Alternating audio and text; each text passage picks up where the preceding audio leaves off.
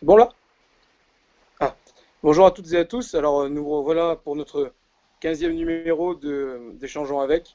Donc aujourd'hui on est en compagnie de quatre coachs, quatre coachs de renom et puis un ancien joueur et puis un joueur de haut niveau également.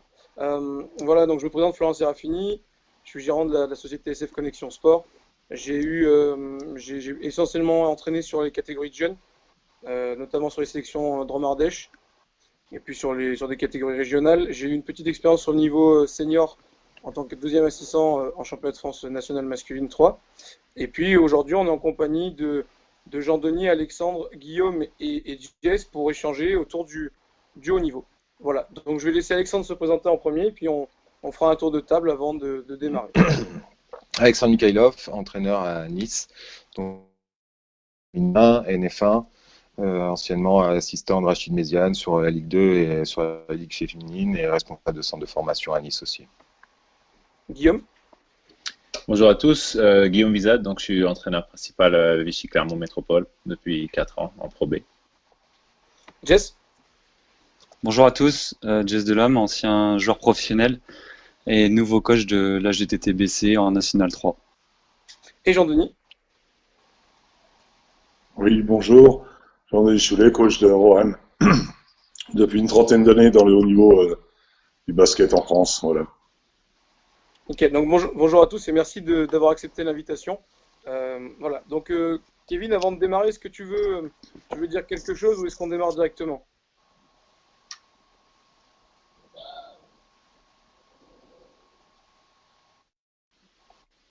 Alors, bonjour à tous et déjà merci à tout le monde d'être présent ce soir.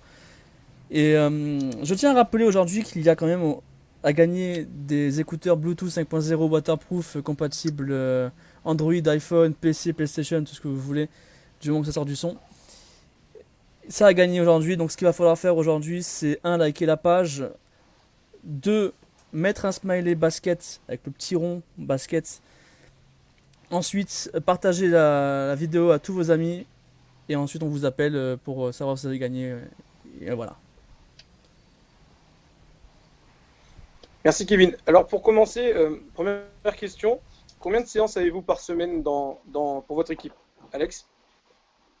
Ouais, je me suis présenté, je n'ai même pas dit bonjour, je suis impressionné d'être à côté de tels grands coachs, de si grands coachs. Bonjour à tous, on s'entraîne 7 fois par semaine.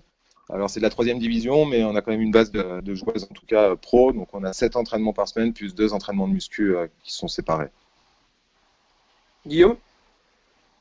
On a 9-10 séances, 2 séances par jour et ensuite une séance le week-end qui est plutôt à base de récupération. Alors on peut peut-être la mettre entre parenthèses celle-là, et même si il y a du travail à l'intérieur. Et puis voilà, 9-10 séances, plus le match. Jess? Bon, moi c'est pas du haut niveau, hein, c'est de l'amateurisme, hein, c'est National 3. Donc on essaye d'avoir 3 séances semaine, ou on va essayer d'avoir 3 séances semaine pour essayer d'optimiser ces séances, parce que j'ai tous mes joueurs qui ont un projet à côté, qui travaillent ou qui sont étudiants. Et toi Jean-Denis? Nous, on a 2 séances par jour, basket, sauf le mercredi, on n'en fait qu'une vraiment basket. On a donc 2 séances par jour, plus musculation, et en dehors des séances de basket. Et des séances de travail individuel également en dehors des entraînements basket. Donc voilà, ça fait pas mal. Et on s'entraîne, lorsqu'on joue le vendredi, on s'entraîne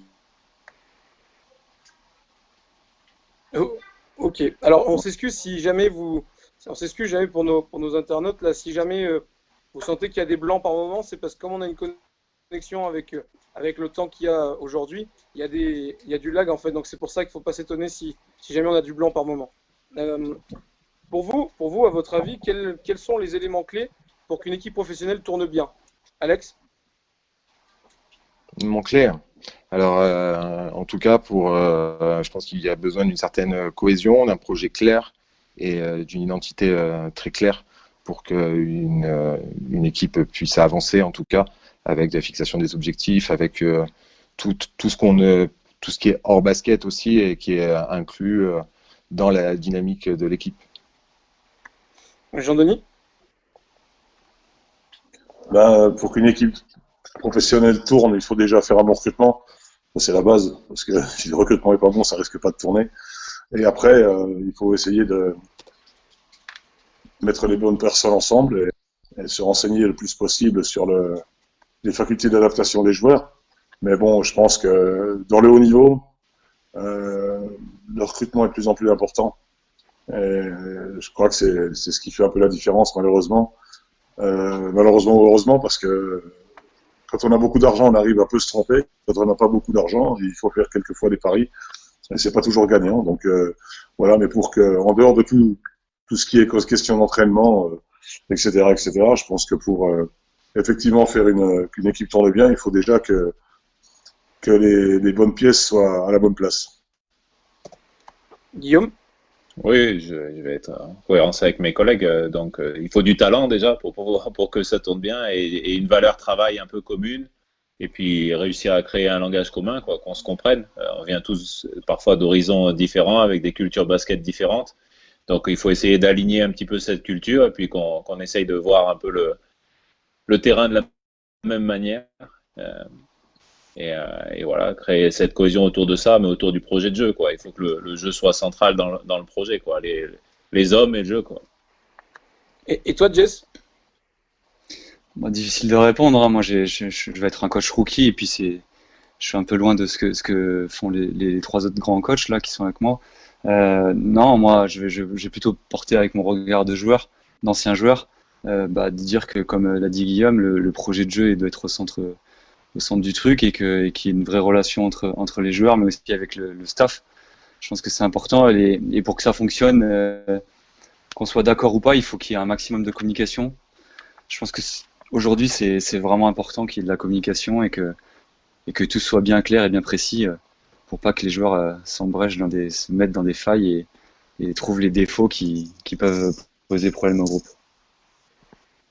Alors, comment faites-vous pour gérer tous les contenus que vous avez à aborder avec votre équipe, que ça passe de la préparation physique aux séances collectives? Comment faites-vous pour gérer tous ces contenus-là? Et quelle planification faites-vous annuellement, mensuellement ou hebdomadairement? Guillaume? Moi, j'essaye de planifier les choses. Après, c'est pas parce qu'on planifie qu'on s'enferme complètement là-dedans. Il faut aussi prendre en compte les ressentis, la fatigue, les observations du terrain. Mais moi, je suis quelqu'un qui essaye de planifier et j'ai pas de préparateur physique dans mon club. Donc, du coup, je travaille beaucoup de manière intégrée. Et puis, après, j'essaye de mettre en périphérique de la musculation ou des choses autour du terrain. Mais bon, là-dessus, j'essaye aussi de planifier parce que sinon, les charges de travail risquent d'être un petit peu mal maîtrisées si on les laisse en autonomie complète aux joueurs. Donc voilà, faute de moyens, j'ai un petit peu la double casquette. Toi, Alexandre? Pareil, hein, moi j'essaye de planifier. J'aime beaucoup tout ce qui est aspect préparation physique. Donc j'ai eu la chance pendant quelques années d'avoir un préparateur physique et sur les jeunes en plus. Donc ça m'a permis aussi de collaborer et de développer des choses. Mais j'ai la chance cette année d'avoir un préparateur physique. Donc on a essayé, on avait une réunion justement aujourd'hui. On essaye de planifier, même si on sait que la planification, c'est juste une ligne directrice. Après, on va on va effacer, on va reprendre des choses.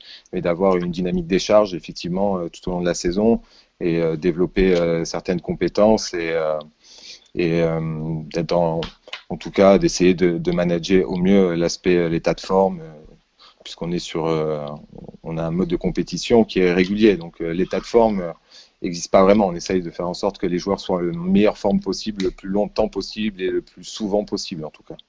Voilà. Toi, Jess, comment tu vas gérer tes contenus avec ta nouvelle équipe? Ouais, il est clair que dans un club amateur où on est un peu seul, on n'a pas la chance d'avoir un staff, même si j'ai la chance d'avoir un assistant qui va pouvoir m'aider. L'idée, c'est déjà de planifier une pré-saison. On n'a encore pas forcément la certitude du début de championnat, d'essayer de planifier la pré-saison avec du travail intégré parce qu'on n'aura pas forcément beaucoup de temps, beaucoup d'entraînement, perdre le moins de temps possible et se recentrer le plus possible sur le jeu. Après, moi, mon objectif en termes de prépa physique, c'est surtout que les joueurs arrivent dans un état qu'ils puissent intégrer et puis gérer la charge de travail que je vais leur demander. Et puis surtout, ce qui est important, c'est qu'il n'y ait pas de blessures. Voilà, donc essayer de, comme ils ont dit, gérer les contenus, planifier, mais gérer, ça veut dire qu'il faut s'adapter et essayer de faire les choses correctement. Et toi, Jean-Denis? Alors, oui, moi, c'est planifié déjà en tout cas là jusqu'au premier match de championnat qui devrait être à peu près normalement le 26 septembre. Donc ouais, tout est planifié, tout est organisé. Il y a 11 matchs amicaux de prévus. Tout est fait. Bon, j'ai dans toute ma carrière pratiquement jamais travaillé, sauf depuis 2 saisons, enfin une partie de cette saison et la saison qui arrive, avec un préparateur physique. Donc j'en avais pas comme Guillaume. Donc moi je faisais tout. J'ai toujours fait toute la préparation physique tout seul en tant que coach. Et voilà, moi je suis pratiquant de muscu tous les jours, donc c'est quelque chose que je maîtrise depuis très longtemps. Après, je suis prof de gym de profession, donc voilà, ça m'a aussi un peu aidé. Mais bon, maintenant il y a des préparateurs physiques partout, donc c'est très bien. Mais c'est un gros plus. Mais ce que je veux dire aussi, c'est que les coachs doivent être les chefs de la préparation physique, avec assistés par un préparateur physique, et pas le contraire. Donc ça, c'est aussi important pour moi. Et on a la chance à Rouen d'avoir un bon préparateur physique, voilà, qui est à l'écoute des besoins des coachs. Voilà. Après, il y a un décalage souvent parce que pour avoir discuté avec lui dernièrement en disant oui, bon, la première semaine on va faire peut-être, qu'est-ce que t'en penses, du rectiligne, des courses dans ligne droite, peut-être pas faire d'opposition la première semaine, deuxième semaine un petit peu, et puis en troisième semaine commencer 3 contre 3. J'ai dit bah, attends, je t'arrête tout de suite. La première semaine, la première heure d'entraînement, le premier jour d'entraînement, c'est en proposition 1 contre 1, 2 contre 2, 3 contre 3, parce qu'il faut pas oublier que nous, on vit dans un monde professionnel avec des professionnels qui savent depuis très longtemps que la reprise sera pour nous sur le terrain le 8 août. Donc à partir de là, ils doivent être prêts. Et s'ils sont pas prêts, tant pis pour eux. Je veux dire, c'est comme ça. Quand on est professionnel, on n'est pas là pour mettre des gars qui font du basket 2 fois par semaine, 1 fois par semaine en route. Les gars sont des professionnels et doivent arriver le jour de la reprise, préparer, en tout cas, pas en surcharge pondérale, les préparer. Et s'ils le sont pas, bah, tant pis pour eux. Ok. Comment gérez-vous le recrutement? Est-ce que vous le gérez seul? Est-ce que vous le gérez avec le président, avec votre staff? Et quel type de joueur vous correspond au mieux? C'est-à-dire quel type de joueur? Est-ce que vous êtes plutôt sur un type de joueur ou de joueuse de scoreur, un type de joueur défensif? Jean-Denis? Bah, le recrutement, je le gère euh, avec mon assistant, Philippe Quintard, qui est mon nouvel assistant, que je connais depuis longtemps. On le gère tous les deux.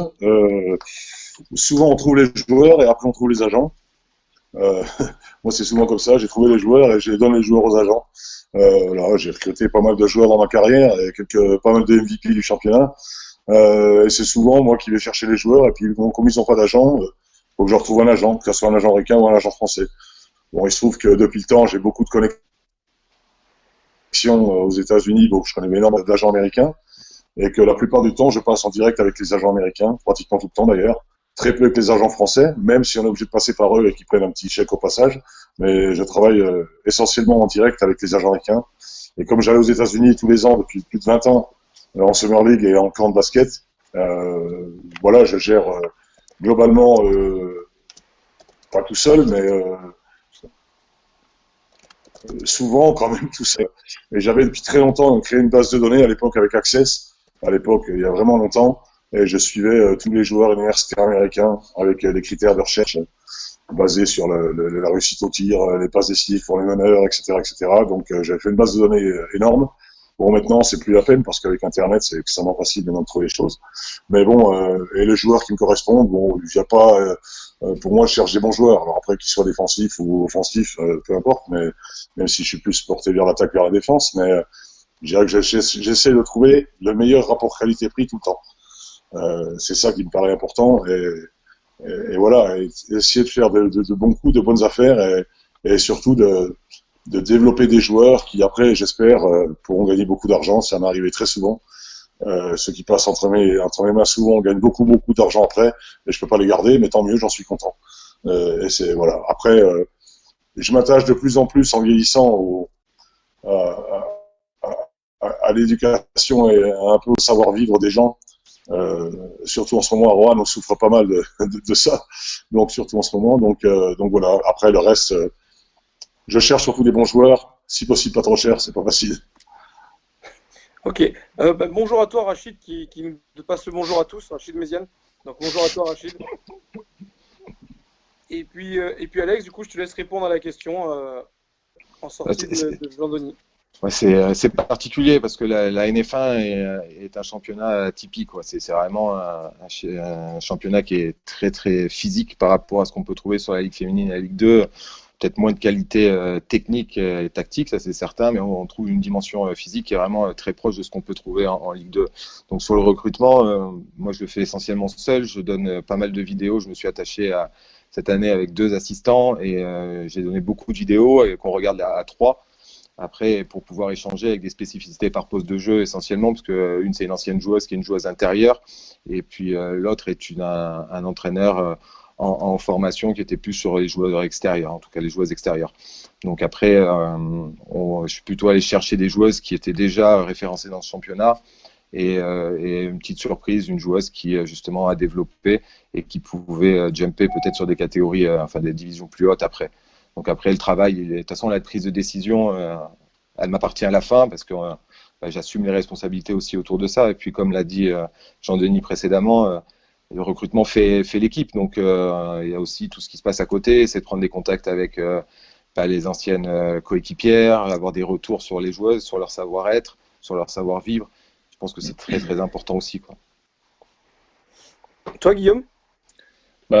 Moi, j'essaye de travailler en collaboration, transférer les informations. J'ai un directeur exécutif d'un club qui est David Mélody, qui est lui aussi un gars de la région, qui est un ami d'enfance et qui est en même temps le directeur exécutif du club. Donc, il a une bonne connaissance du haut niveau. Donc, il apporte un œil supplémentaire sur le scouting. Mon assistant Jonathan également participe.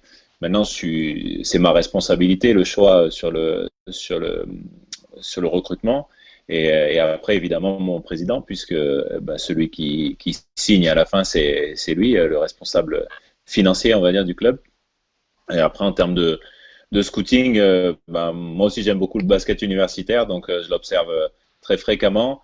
Voilà, je suis pas sectaire. Tout au long de l'année, les outils informatiques nous permettent d'avoir beaucoup d'informations sur l'Europe de l'Est, notamment cette année, par exemple, on va recruter un meneur de jeu qui était en Estonie, qui a fait une très bonne première saison en Europe. Donc voilà. Après, j'ai eu la chance d'aller beaucoup à l'étranger aussi, que ce soit aux États-Unis depuis 2009-2010, j'y vais chaque été. Ce sera le premier été où j'y serai pas.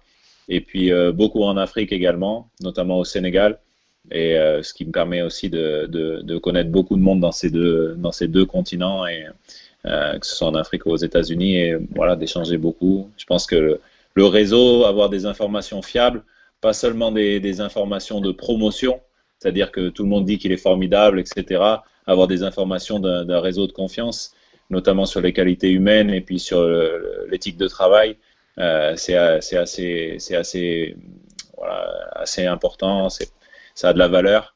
D'ailleurs, si vous avez déjà échangé avec des gens qui travaillent pour la NBA, ils veulent pas trop notre avis, ou ils veulent moins notre avis sur l'aspect basket des joueurs, hein. S'ils cherchent des informations, ils vont beaucoup s'orienter sur tout ce qu'il y a autour du basket, sur les qualités humaines, etc., puisque quand on prend un risque financier sur un joueur, forcément ces qualités-là, à niveau égal, celui qui va être facile à intégrer dans un groupe, je pense qu'il a une valeur supplémentaire, et peut-être il aura plus de facilité à se développer par la suite.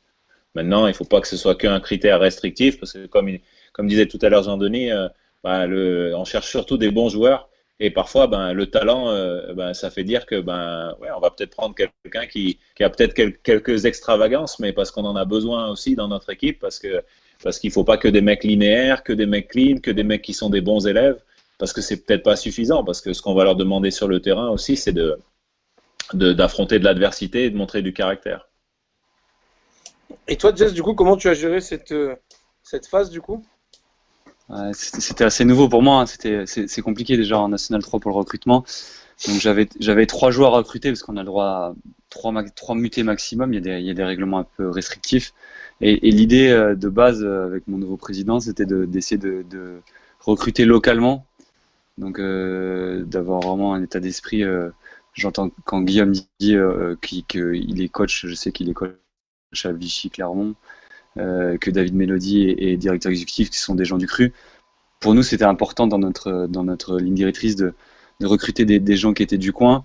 L'idée, c'était d'essayer de recruter plutôt de rajeunir l'équipe, donc des jeunes joueurs en devenir qui ont envie de passer un cap. Donc on a eu la chance de pouvoir recruter 2 jeunes joueurs qui ont 23-24 ans et qui avaient envie de revenir un peu dans la région, qui avaient essayé d'avoir une carrière professionnelle et essayer de partir, et qui ont pas, ça n'a pas fonctionné, donc ils sont revenus et ils sont. Après, la difficulté, c'est de trouver le double projet en fait à niveau national 3, c'est que ce sont avant tout des joueurs amateurs, et l'idée c'était de leur proposer des choses en dehors du basket, et donc d'avoir un projet de vie finalement plus qu'un projet basket. Donc voilà, on a réussi à faire le taf en collaboration avec le président, parce que c'est lui le garant du club, et puis avec mon assistant, on a pas mal échangé, on a pas mal galéré, même si c'est National 3, on a regardé beaucoup de vidéos, et puis finalement on a trouvé ce qu'on voulait, on espère en tout cas d'avoir trouvé les perles, et comme ils l'ont déjà dit tous les coachs, il y a le basket qui est visible, qui est possible de voir assez facilement quand on a des matchs. Alors après en National 3 c'est plus difficile d'avoir des bonnes vidéos, mais après ce qui est essentiel, comme ils l'ont dit, les coachs, c'est d'avoir le retour sur l'humain, le comportement dans le groupe, quels sont ses objectifs personnels, quelle carrière il a fait avant, quelle carrière il peut faire après, d'essayer d'imaginer ça, et pour ça il faut appeler d'autres coachs qui les ont eus, ou des anciens coéquipiers à eux, d'essayer d'avoir le maximum d'informations pour essayer d'avoir le plus de certitude possible. La certitude basket, c'est peut-être plus simple, mais l'adaptation, en fait, elle n'est pas que basket, elle est humaine. Il faut que le joueur puisse s'adapter. Je pense que c'est le plus important. Parce que s'il a du talent, s'il se sent bien où il est, ça marchera. Ok. Alors, quel est le quotidien pour un coach professionnel, ou du coup, Jess, pour toi qui étais un joueur professionnel, quel est ce quotidien, Jess? Le quotidien, aujourd'hui, Jean-Denis l'a dit, les joueurs sont vraiment de plus en plus professionnels. Il a parlé d'une reprise terrain 8 août, et que les joueurs seront aptes à être sur le terrain, à jouer du duel et du surnombre, ou du 2 contre 2, 3 contre 3. En fait, je trouve que ça a vraiment évolué entre mon début de carrière et ma fin de carrière.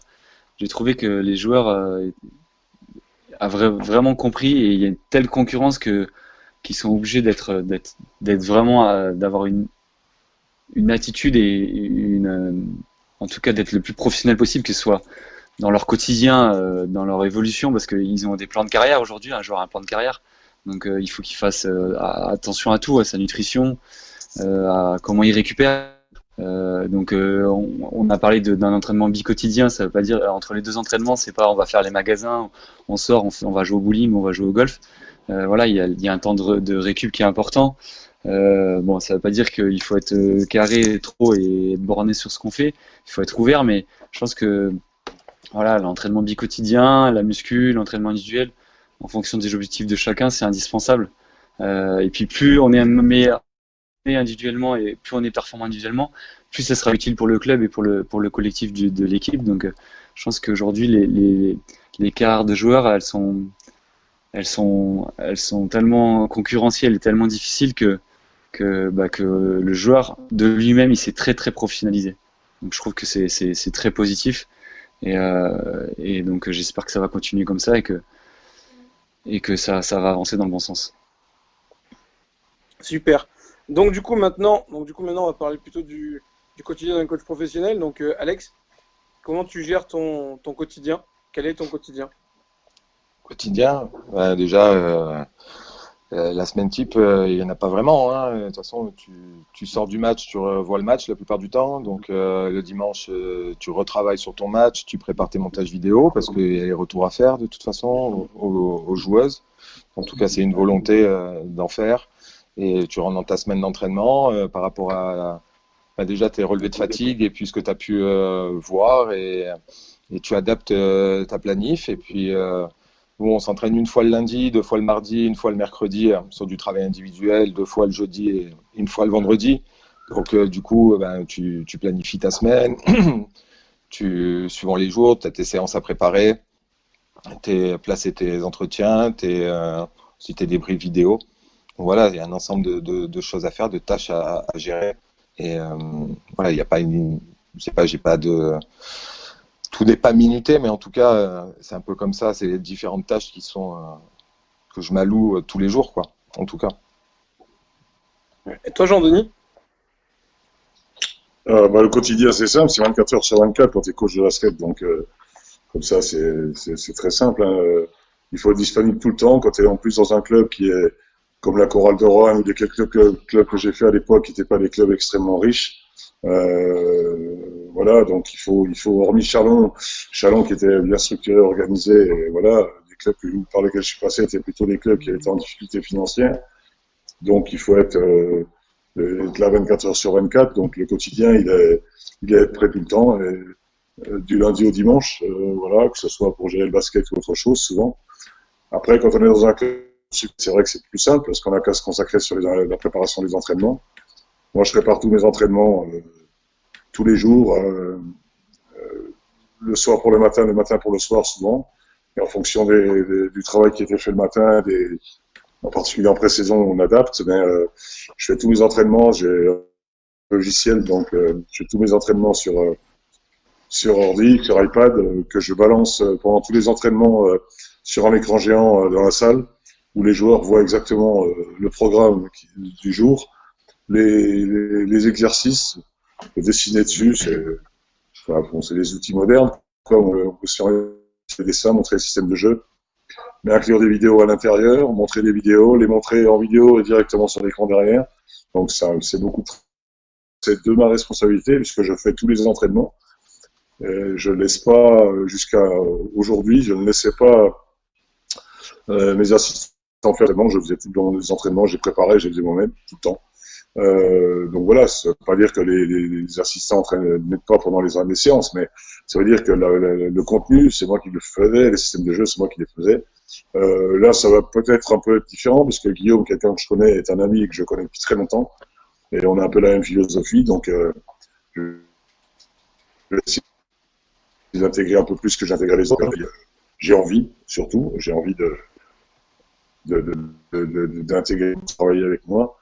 Mais moi, je suis un gros bosseur, alors quelquefois ça perturbe quand on est un gros bosseur, parce que moi, je me lève très tôt le matin, je me couche très tard, et j'adore mon boulot, j'adore bosser, et je peux pas rester sans rien faire. Donc c'est un peu compliqué. Pour des gens qui sont un peu moins hyperactifs, c'est un peu compliqué. Donc voilà, donc c'est pour ça que je faisais beaucoup de choses, et peut-être trop des fois. Mais non, moi j'aime. Là, j'ai vraiment envie de construire quelque chose avec mon assistant. J'aime pas le terme projet de jeu parce que tout le monde l'a employé, et puis un entraîneur qui l'est plus maintenant, c'était son mot d'ordre, projet de jeu, et puis en fin de compte, on l'a vu, et puis ça n'a pas porté chance. Donc voilà, non mais qu'on soit effectivement sur une même page, et qu'on a envie de faire le même basket. Et moi, ce qui m'importe dans le basket, c'est faire plaisir aux gens, que les gens viennent dans les salles de basket avec plaisir, qu'ils décollent de leur siège. Ils ont envie de voir du beau jeu. C'est ça qui m'intéresse, et pas décisif, des alley-oops, des choses comme ça. Je dis pas que j'aime pas la défense, hein, mais donner du plaisir aux gens, c'est un petit peu aussi notre but, et gagner des matchs, quoi. Et si possible, gagner les championnats. C'est de plus en plus dur pour les clubs comme nous, mais voilà, mais c'est surtout ça. Le quotidien, après, ça peut être n'importe quoi. Vous savez, quand vous êtes en communication avec les Ricains, eux, ils connaissent pas l'heure. Bon, ils font comme s'ils la connaissent pas, donc ils vous appellent à 3 heures du matin, donc il faut être là, quoi. Donc c'est comme ça. Mais non, mais c'est un métier passionnant, et il faut pas regarder les minutes, il faut pas regarder les heures, il faut pas regarder son temps, il faut pas regarder les vacances, parce que sinon on peut faire autre chose, quoi. Mais c'est en tout cas un métier exceptionnel, et je souhaite aux jeunes là de le faire très très longtemps. Moi, je suis bientôt encore quelques années et j'aurai fait mon taf, mais c'est en tout cas un métier extrêmement intéressant. Et je vois pas beaucoup de métiers plus prenants et plus intéressants que ça, quoi. Je veux dire, c'est vraiment, on a la chance de faire du spectacle devant 5000 personnes tous les samedis, et travailler avec de la jeunesse, avec des gens de divers horizons, d'extrêmement intéressant. Quand on compare avec les gens qui vont bosser sur des machines ou qui se réveillent, nous sommes des privilégiés. Mais en tout cas, on a la chance de vivre de notre passion. Merci Jean-Denis. Guillaume? Ah, mais bon, voilà, c'est sûr que moi je suis complètement aligné à ce que vient de dire Jean-Denis sur le fait que c'est un métier passion, qu'il ne faut pas oublier d'où on vient. Voilà, moi je suis fils d'ouvrier, ma mère a travaillé au supermarché. Voilà, je sais ce que c'est que la valeur du travail, de se lever très très tôt et d'enchaîner les journées, d'enchaîner un deuxième métier pour que les enfants ils puissent faire autre chose dans la vie que rester dans la même ville et voir un peu d'autres horizons. Donc ça, j'ai conscience de ça. J'ai conscience que je suis arrivé sur le haut niveau, mais que du jour au lendemain, ce métier-là, il faut accepter que peut-être on peut me claquer la porte, peut-être que pendant un temps, on peut ne plus travailler là-dedans. Et le fait que ce soit très difficile et très incertain, c'est un peu comme si vous faisiez du slack là, où on marche sur un fil et qu'il faut être très entraîné et travailler dur pour continuer à marcher sans tomber. Mais si on tombe, il faudra se relever quoi. Mais ça, il faut l'intégrer dès le départ. Il y a des gens, ils projettent, ils disent vous avez de la chance, etc. Bon, déjà cette chance, je pense que tous les gens qui sont autour là aujourd'hui, ils l'ont provoqué vivement.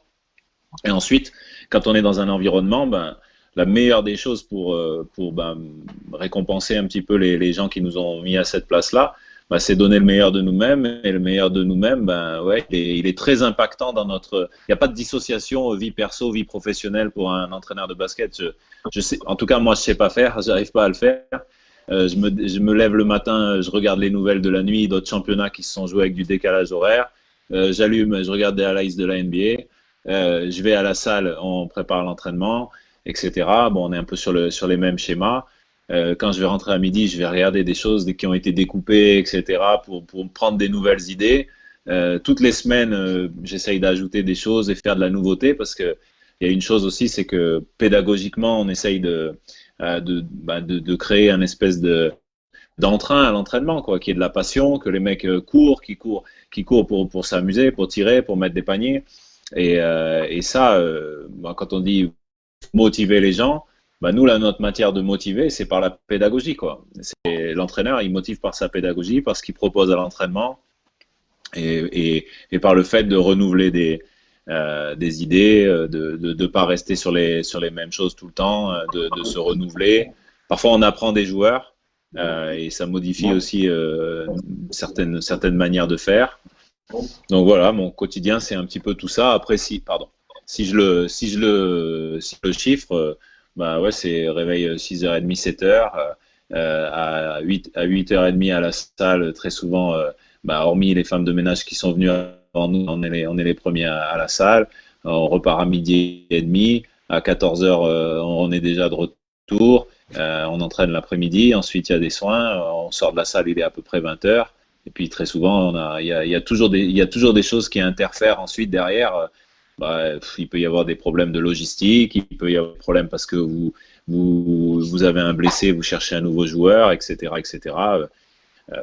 Des relations avec le partenaire, etc. Donc voilà, ça s'arrête jamais, mais bon, quand on prend un peu de recul, il faut vraiment prendre en condition la chance qu'on a d'être payé et bien payé quand on compare avec d'autres métiers. Et moi, souvent, un truc que je dis aux mecs ici, c'est je leur dis, vous faites partie des gens les mieux payés de la ville. C'est-à-dire que même les docteurs, même les avocats à Vichy, moi, je sais que vous, basketteurs, vous pouvez faire partie des gens qui ont peut-être le meilleur train de vie. Et ça, il faut le réaliser parce que on fait un métier passion. Ok, il dure pas forcément longtemps ou tout si longtemps pour les joueurs, mais on est dans des conditions qui restent exceptionnelles. Voilà. Et bon, ça, je pense qu'il faut l'inculquer.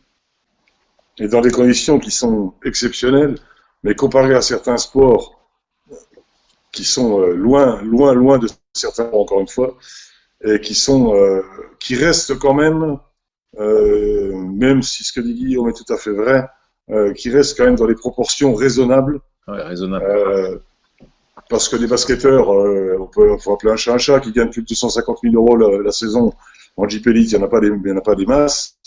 Par contre, moi, j'ai un ami qui est assistant de Claude Puel à Saint-Étienne, Jackie Bonnevet.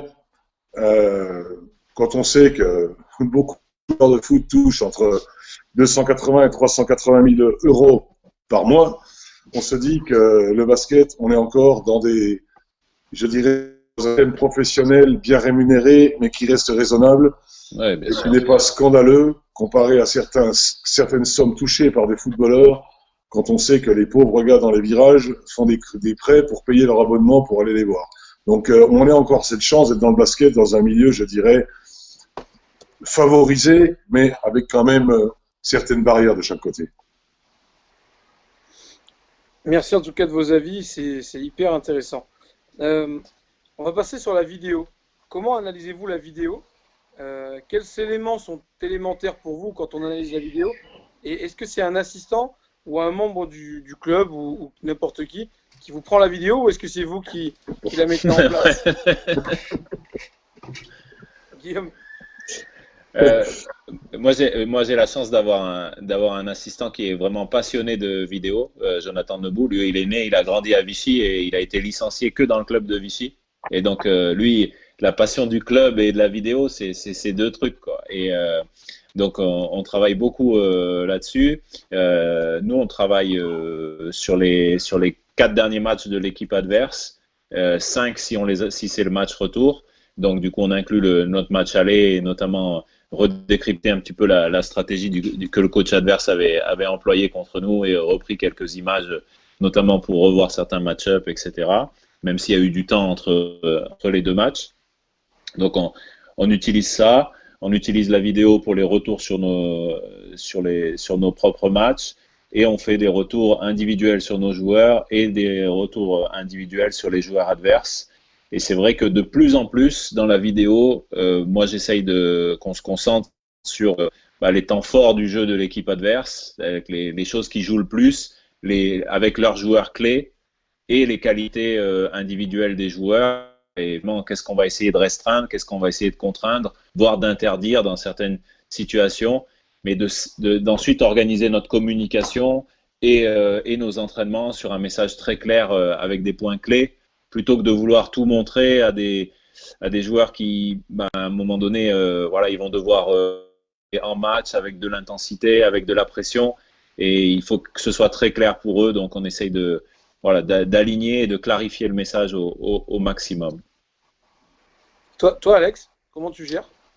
Ouais, après, c'est pas du tout comparable, hein. On peut pas comparer la façon dont je le fais et ce qu'on fait en JP Elite ou en Pro B, hein. Tout est relatif et à sa mesure. Et nous, la vidéo, déjà, moi, je prends la vidéo du match, je la regarde une fois pour avoir mon ressenti par rapport à ce que j'ai ressenti en vivant le match sur le banc. Et après, je fais le séquençage pour les joueuses. On ne fait pas de retour individuel. On n'a pas la possibilité matérielle, en tout cas, et en temps de faire des retours individuels joueuses. On fait un retour global mais sans être vraiment concis sur ce qui a pêché. Après, on se projette sur le scouting de l'équipe adverse. Généralement, on fait 2 à 3 matchs pour l'équipe adverse. Effectivement, plutôt sur les joueuses et les temps forts utilisés. Alors des fois, quand ils ont 2 organisations offensives et qu'ils jouent vraiment que ça, on va se focaliser sur l'organisation, sur les intentions qui sont utilisées, déployées autour des temps forts. Et puis une dernière séance, jour de match, où on fait un retour sur les joueuses vraiment précis, sur leurs points forts, pour remettre ça en tête aux joueuses. On est généralement 2 à 3 à travailler. Sur les retours de match, c'est moi essentiellement. Et après, avec des collaborateurs, j'avais un collaborateur cette année, il faisait tout ce qui était préparation de match sur les joueuses adverses et tout ce qui était découpage et pré-travail sur le scouting. Et on échangeait après autour de ça, de lui ce qu'il avait trouvé. Et puis moi, je regardais aussi les matchs et on échangeait beaucoup autour du projet défensif qu'on avait à mettre en place sur cette équipe-là. Et toi, Jess, comment tu vas organiser ça, du coup, puisque c'est ta première cette année? Comment est-ce que tu vas organiser la vidéo? Est-ce que tu vas en faire? Et qui va s'en occuper? Non, l'idée, en National 3, déjà, c'est pas mon métier d'être coach, donc l'idée que j'aimerais pouvoir mettre en place, c'est surtout de regarder nos matchs, de se concentrer sur nous, sur ce qui a fonctionné et pas fonctionné, et par rapport à ce qu'on avait prévu. Le scouting, je laisserai un peu mon assistant s'emparer de ça et de regarder un peu les adversaires, mais j'aimerais, c'est une idée, hein, c'est plutôt que les adversaires s'adaptent à nous et plutôt qu'on s'adapte à eux. Donc, étant donné le temps que je vais avoir, plutôt imposer les choses et d'avoir notre style et plutôt se concentrer sur nous que sur l'adversaire. Mais après, on verra. De toute façon, le mot c'est adaptabilité. Hein, si on est dominant, on arrivera à imposer. Si on l'est pas, on essaiera de s'adapter au mieux. Ok. Et alors, et toi, Jean-Denis? Alors la vidéo, c'est quelque chose qui me tient pas mal à cœur. J'ai eu la chance d'avoir dans ma carrière souvent de très bons assistants au niveau de la vidéo. Et s'il y a un domaine où je les laisse vraiment, je donne les directives, je leur dis exactement ce que je veux voir, et après je les laisse faire. Et j'ai eu la chance d'avoir des bons, tout souvent, la plupart du temps. Et donc voilà, moi je demande toujours une présentation statistique des joueurs individuels, les zones de tir où il est efficace, souvent, une présentation sur les points forts, les points faibles, illustrée systématiquement par des actions de match. Après ça, c'est la première partie, donc une présentation individuelle de l'adversaire avant le match. Après une présentation collective sur les 3-4 derniers matchs avec tous les systèmes de jeu, mais qui font sur papier. Enfin, nous on travaille avec des logiciels, donc c'est plus facile, que ce soit Phase Draw ou que ce soit d'autres choses. Et donc des logiciels où il y a tous les systèmes de jeu. J'ai tous les systèmes de jeu de l'équipe, de toutes les équipes d'ailleurs. Et après, les systèmes de jeu qui sont plus utilisés. On travaille sur 3-4 types défensifs. Qu'est-ce qu'on fait sur un pick and roll 45, qu'est-ce qu'on fait sur un pick and roll dans l'axe? Qu'est-ce qu'on fait sur des remontées d'écran? Qu'est-ce qu'on fait sur des staggers? Qu'est-ce qu'on fait sur des cut baseline? Avec des curls, pas de curls, on passe au-dessus ou au-dessous de l'écran. Tout ça, ce sont des principes fondamentaux qui sont mis en place et qui permettent justement, lorsqu'on n'a pas toujours tout le temps, quand on fait des Coupes d'Europe, de ne pas être perdu sur des défenses de pique ou pas être surpris sur des systèmes de jeu, parce qu'on a des principes fondamentaux qui font que la vidéo, quelquefois, on peut un petit peu s'asseoir dessus quand on n'a pas tout le temps. Maintenant, encore une fois, la vidéo, c'est extrêmement intéressant, mais je pense que, Guillaume a parlé tout à l'heure, ce qui me semble le plus intéressant, c'est pas spécialement la présentation de l'adversaire, c'est les débriefs qu'on peut faire après un match sur les points où on a merdé, sur les débriefs aussi bien collectifs qu'individuels. Tiens, on a travaillé une défense de presse tout terrain, un 2-1 ou un 2-2, peu importe. Comment on l'a fait, qu'est-ce qui a bien marché, qu'est-ce qui n'a pas marché, et le montrer aux joueurs. Ça me semble ça me semble très intéressant, et de faire des débriefs individuels, également sur les joueurs, quand on a des ramis en défense.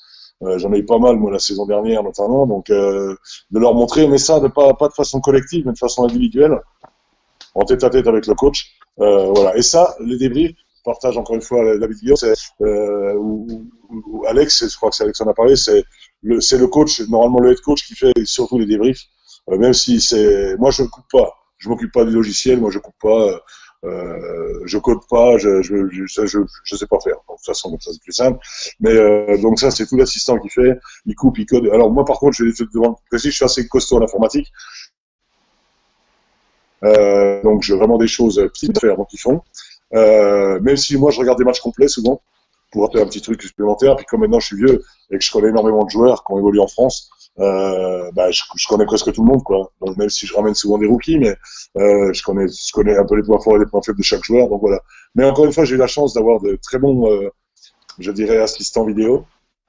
Et je pense que pour nous, pour un coach de basket, c'est pratiquement pour moi plus important d'avoir un assistant vidéo qu'un préparateur physique. Parce que c'est vraiment spécifique maintenant, avec des outils. On a des outils maintenant qui permettent de faire des choses exceptionnelles, mais il faut quand même maîtriser l'outil, et ça se fait pas comme ça. Donc voilà, donc la vidéo est extrêmement importante, mais encore une fois, avec le recul que j'ai, je pense qu'on a souvent trop insisté sur l'étude de l'adversaire et pas assez insisté sur les débriefs. Et je pense qu'en vieillissant, je m'aperçois que les débriefs, faire une connerie une fois, c'est une chose, faire une connerie, c'en est une autre. Et quand on fait des débriefs, on évite ça. Ok, merci à tous de votre avis. Avant de passer sur les statistiques, on a une question de Théo qu'on salue. Donc salut à tous. Est-ce que Jean-Denis, tu utilises la vidéo à la mi-temps dans le vestiaire? Non. Jamais. Je sais pas qui l'utilise d'ailleurs, mais ça m'étonnerait. Ou alors, il faut vraiment être fort et réactif, mais dans le vestiaire, souvent, on en repasse déjà pas mal de brassés, alors si on fait en plus leur montrer des vidéos, ça va être compliqué, Voilà. quoi. Donc, j'espère, Théo, tu as eu ta réponse. Est-ce que Jess, Alex ou Guillaume, vous le faites? La seule personne que je connais en capacité de le faire, bah justement, il nous a passé le bonjour tout à l'heure, c'est Rachid. Alors, il ne le faisait pas avec Villeneuve d'Ascq, mais en tant qu'assistant de l'équipe de France féminine, il encode avec son iPad pendant le match. Et du coup, quand ils Ouais. descendent, il dit ben, on a 2-3 situations, par exemple, sur le pick and roll middle où on a été battu, ça nous a coûté 6 points première mi-temps. Est-ce que tu veux montrer parce qu'on ne fait pas du tout ce qu'on a fait à l'entraînement? Il va le poser la question. Et donc, il est en capacité de le montrer. Ça, je sais que lui, il est capable de le faire. Et voilà. Mais nous, en tout cas, on le fait pas. Et bon, peut-être que faudrait vraiment sélectionner une ou deux images clés parce que c'est un moment quand même très particulier, le vestiaire à la mi-temps. Et bon, il faut pas non plus trop multiplier les informations, je pense, en tout cas pour moi, pour ma part. Ouais, nous, à l'époque, à Nice, on avait Kimoche Ligue féminine et je m'étais amusé à le faire sur le centre de formation, justement. J'avais un collaborateur sur le banc et je lui demandais de séquencer certains moments, mais en fait, c'est quasiment impossible, en tout cas pour les retours. Voilà, on n'a jamais réussi vraiment à les placer, peut-être sur une chose vraiment particulière. C'est fait, hein. NCAA, en NBA, c'est fait, mais... Ouais. Et ils font même après temps mort, de toute façon, aussi. Ok, ok. On peut le faire avec les outils qu'on a, hein. On peut le faire. C'est pas un problème. Après, le montrer sur un iPad, c'est une chose. Le montrer sur un écran géant dans les vestiaires avec des grands. Nous, on a une grande télé, une télé connectée, on a un Smart TV, un truc énorme. Là. D'ailleurs, je l'ai présenté sur Internet, mais on peut faire, mais ça demande pas mal de choses et ça, il faut vraiment être très très pointu.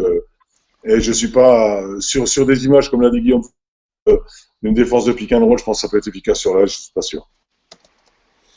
Ok, donc Théo, en fait, est en train de nous dire, Théo est en train de dire que justement, c'était par rapport à Rachid. Donc, du coup, Guillaume, merci de la précision. Comme ça, Théo, il a sa réponse. Quel regard vous portez sur les statistiques et quelles sont les statistiques qui sont élémentaires à vos yeux ou qui sont clés? Jess? Je vais peut-être laisser parler les coachs pro, hein, parce que moi, les stats, je vais pas demander de stats individuelles. Je vais me concentrer sur les stats collectives. J'ai l'idée de plutôt en fonction des passes de jeu, notre efficacité sur le jeu de transition ou jeu de contre-attaque, sur le jeu placé ou quel est le pourcentage de réussite sur les systèmes de jeu qu'on mettra en place. Et puis défensivement, si je parle je vais parler de stats collectives vraiment. Je vais pas du tout individualiser. Je vais parler de stats collectives. Si par exemple on défend en zone, combien de tirs on prend, si c'est sur du pick and roll qu'on se fait trouer. J'ai envie d'avoir un peu des rapports comme ça, mais je vais pas chercher la stat individuelle, ça m'intéressera pas. Puis c'est déjà très difficile d'avoir des stats complètes à niveau correct et bien prises. Alors j'imagine même pas sur National 3, ça c'est pas du tout l'objectif. Ok. Jean-Denis? Moi, je suis assez féru de stats, mais moi, je les traite, je les utilise. J'avais fait un petit programme il y a une vingtaine d'années déjà. Je suis un maniaque d'Excel, moi, donc je fais énormément de statistiques sous Excel, énormément. Ce qui est plus long, c'est la saisie. Après, une fois, j'ai tous les trucs parce que je suis un grand malade d'Excel, donc voilà. Mais non, ça m'intéresse énormément les stats et c'est très intéressant parce que les joueurs ne s'en rendent pas compte quelquefois. Notamment, il y a une stat qui est intéressante, c'est les camemberts avec le nombre de tirs pris par joueur, le tir tenté, leur montrer sur les camemberts le pourcentage de tirs qu'ils prennent par rapport à l'équipe. Chaque joueur voit combien de tirs il prend, combien de rebonds il prend, combien de réceptions il fait, combien de tirs il fait par rapport à l'ensemble de l'équipe. Ça fait des petits camemberts, vous savez ce que c'est. Faut faire un dessin, mais voilà, et c'est extrêmement intéressant. Ça. Après, ce qui m'intéresse aussi, c'est le rapport minute-évaluation. Quand on a le temps de jouer, l'évaluation, et quand on s'aperçoit qu'il y a des gens qui sont efficaces et tout, et ça, c'est important de leur montrer. Parce qu'il y en a qui trouvent qu'ils jouent jamais assez, donc c'est facile de leur prendre par l'oreille, et puis de mettre dans l'ordi, de leur dire, voilà, regarde mon petit gars, tu perds toujours pas assez, mais regarde, voilà ton... Donc quand on aura ta courbe qui sera là, on pourra discuter, avoir un peu plus de temps de jeu. Mais ça me semble extrêmement intéressant les statistiques après coup. Après, voilà, les statistiques les moins intéressantes, le pourcentage de tirs, on le voit, on est coach, on sait le gars, il met dedans, il met pas dedans, voilà, on le sait, c'est pas très très intéressant. Mais ce qui est intéressant, c'est effectivement Il pleut à l'intérieur. les minutes passées sur le terrain et l'efficacité qu'il a pu avoir lorsqu'il était sur le terrain. Et puis le rendement de chaque joueur à l'intérieur de l'équipe, son rôle au niveau de l'équipe, le nombre de tirs qu'il prend, le nombre de rebonds qu'il prend, et tout ça, ça me paraît très très intéressant. Et quelquefois, quand on les met devant, ils sont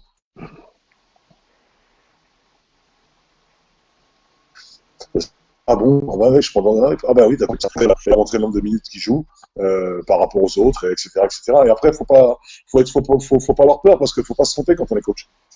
Faut pas se tromper parce que si on n'a pas le bon œil et qu'on fait n'importe quoi au niveau du coaching, c'est à double tranchant. Parce que il faut être bien, il faut faire son boulot le mieux possible parce que quand on montre les stats à quelqu'un, et qu'il joue pas beaucoup, il faut lui montrer qu'effectivement la raison pour laquelle il joue pas beaucoup, c'est ça. Mais effectivement, si on montre les stats où le mec est très bon, ils vont dire coach, il y a un problème, quoi. Donc effectivement, c'est extrêmement intéressant les stats pour situer un joueur. Après, les stats collectives individuelles, voilà, ce que disait le jeune coach futur, effectivement, du niveau collectif, savoir qu'est-ce qu'on fait sur système 1, combien on met de points, sur système 2, combien on met de points, sur la défense 3-2 match-up, combien on a fait d'interceptions, comment on a provoqué de mauvais shoots. Ça, c'est très très intéressant. Les stats sont très très du journaliste et les stats du coach, quoi. Pas les mêmes. Ok. Guillaume? Bon, sur les statistiques générales, voilà, moi aussi je porte un œil beaucoup sur ce qu'on appelle les statistiques avancées, c'est-à-dire qu'on regarde les points par possession, on essaye de voir les rebonds qui étaient disponibles, ceux qu'on a pris, les secondes chances, etc. Globalement, donc je pense qu'on est coordonné cette approche-là. Ensuite, on essaye de codifier nos statistiques défensives, c'est-à-dire qu'on a créé en gros nos règles défensives. Et du coup, quand il y a des erreurs, on attribue 1, 2, 3 points au joueur qui est fautif. Donc, on fait des stats défensives et on fait le retour individuel sur la défense, le retour collectif sur la défense en utilisant ces chiffres-là. Donc là, il faut un peu de vigilance pour pas stigmatiser toujours les mêmes joueurs. Et puis aussi, ça peut être un outil pour ensuite créer des parades. Quand on voit qu'on est dominé dans certaines situations, ça peut justifier le fait qu'on mette en place une nouvelle défense ou des adaptations pédagogiques. Donc ça, les stats défensives, c'est quelque chose d'intéressant vis-à-vis de l'équipe. Et ça, c'est mon assistant qui le fait. Donc on travaille beaucoup en pré-saison sur la clarification des règles pour qu'ensuite on puisse codifier ça. Et l'autre chose qu'on essaye de codifier, et donc on a réfléchi cette année pour le codifier, on va essayer de le faire sur la saison prochaine, c'est avoir une fenêtre de codification sur les efforts aussi, notamment sur les sprints, sur le repli défensif, sur les close-outs, sur des situations où on voit qu'il y a des joueurs qui font des efforts en plus, ce que les Américains appellent les intangibles, donc ce qui est dans les espaces entre les statistiques. Et ces efforts-là, pour moi, c'est les efforts clés pour le gain de match. Et très souvent, on a beaucoup de mal à les valoriser. Donc, nous, on essayait de les prendre en vidéo et de les capter pour mettre en valeur ce type de comportement. Mais moi, ce que j'aimerais, c'est qu'on arrive aussi à le quantifier pour savoir quels sont les joueurs qui font le plus ces efforts pour l'équipe et qui sont rentables pour l'équipe dans ce type d'effort. Donc voilà, dans l'approche statistique, les 3 étapes sur l'équipe et les joueurs, les stats défensives et les stats d'effort, où là, on cherche une manière de faire. C'est pas toujours évident. Les modèles qu'ils ont, notamment en NBA, etc., pour le faire, sont très complexes. Et nous, on essaie de chercher quelque chose d'un petit peu plus simple, on va dire, et voilà, qui puisse parler aux joueurs. Voilà. Alors Guillaume, on avait une question vis-à-vis des stats défensifs, mais tu as répondu, donc Théo est très satisfait de la réponse, donc c'est nickel. Alex, toi, ton regard sur les statistiques et quels éléments clés? Ouais, je pense que tout a été dit. Hein. Après, nous sur la division, c'est pas obligatoire. Donc, tous les clubs jouent le jeu et essayent de faire les stats. Donc, on arrive à avoir des feuilles de stats propres à peu près sur chaque match. C'est même nous des fois qui sont défaillants où on n'arrive pas trop à le mettre en place chez nous. Mais effectivement, je pense que le plus important, c'est c'est pas l'aspect classique des statistiques, c'est les études de rentabilité, qu'elles soient offensives ou défensives. Et malheureusement, on n'a pas eu pas les ressources humaines pour le faire. Alors cette année, ça va être le cas, effectivement, de chercher de la rentabilité sur ce qu'on met en place, voir là où on est efficace, là où on n'est pas efficace. L'avantage, c'est que j'avais une joueuse cette année qui regardait les matchs et qui me faisait les débriefs par rapport à ça, par rapport aux vidéos, parce que j'avais pris la règle, chaque fois que moi j'avais le match, je partageais le match aux joueuses, justement pour qu'elles puissent le regarder, et puis qu'il y ait vraiment des fois des interactions.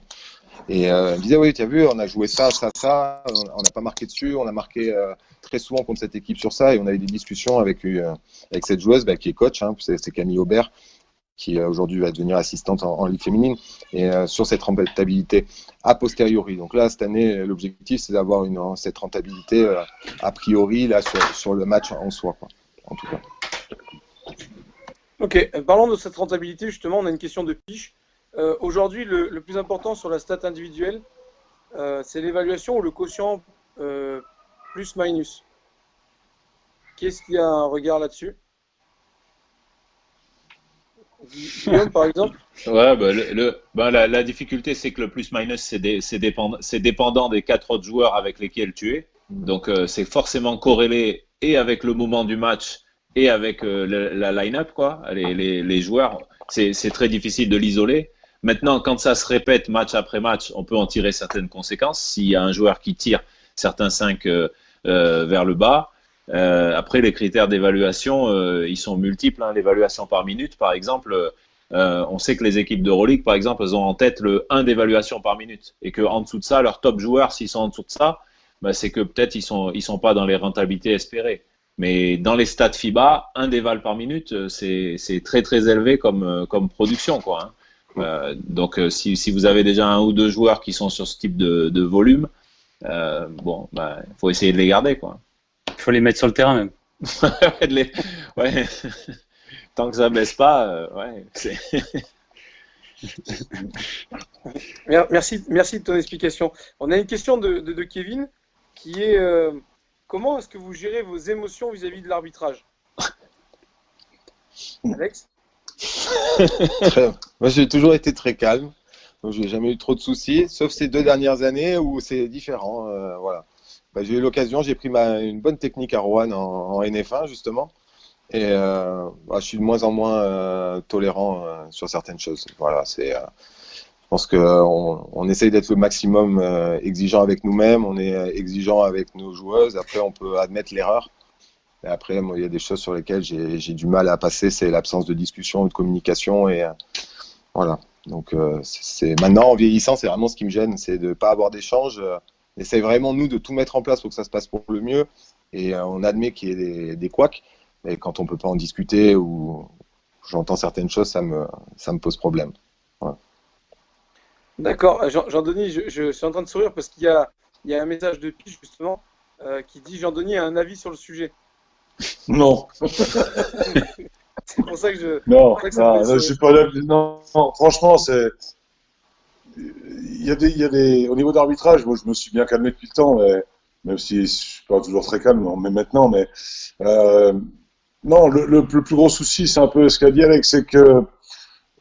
Il y a des gens, on a l'impression qu'ils sont là pour faire le chef de gare, donc et qu'il n'y a pas beaucoup de discussion. Voilà, je veux dire, les coachs de basket, en plus, quand on commence à taper pas au-dessus de 60, on a quelques heures d'entraînement et on s'entraîne 4 heures par jour. On sait ce que c'est un départ direct, on sait ce que c'est faire un écart en retard, box-out, peu importe.